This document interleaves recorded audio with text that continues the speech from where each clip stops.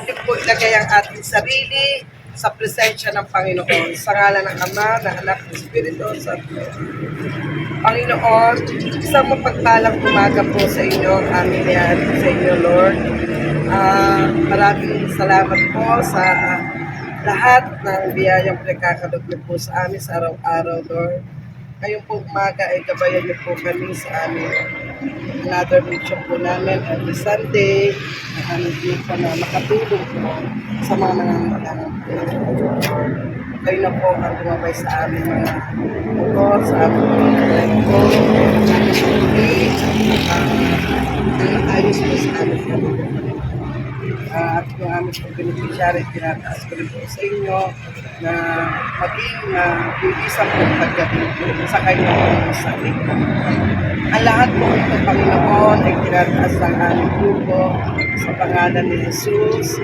Ang lahat po ay magsabi ng Amen. Sa ngalan ng Ama. Good morning.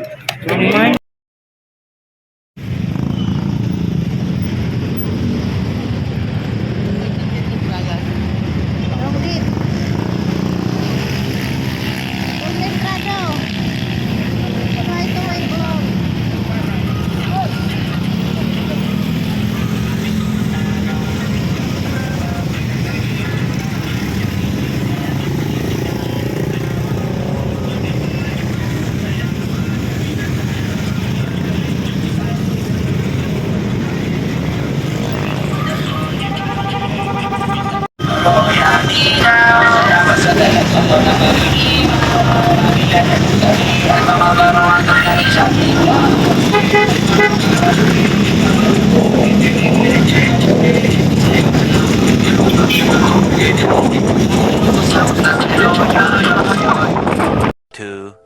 Years later.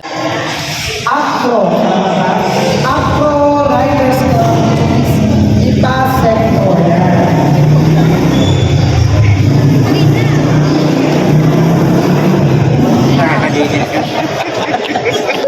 Wala ka mag-alusot.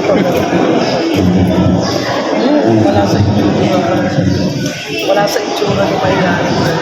First of all, magandang umaga sa mga riders in the Philippines. So, proud of you, yung mga proud kami sa lahat ng mga riders sa Pilipinas. So, ang Afro Riders Club, samahan ng Alpangaparo sa Pilipinas ay nagsasagawa po ng kung anong humanitarian service, especially po yung aming Riders Club. So, napakainin ko kanina, yung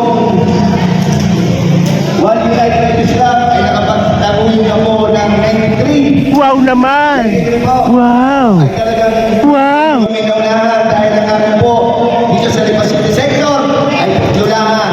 Yung 93, ako na.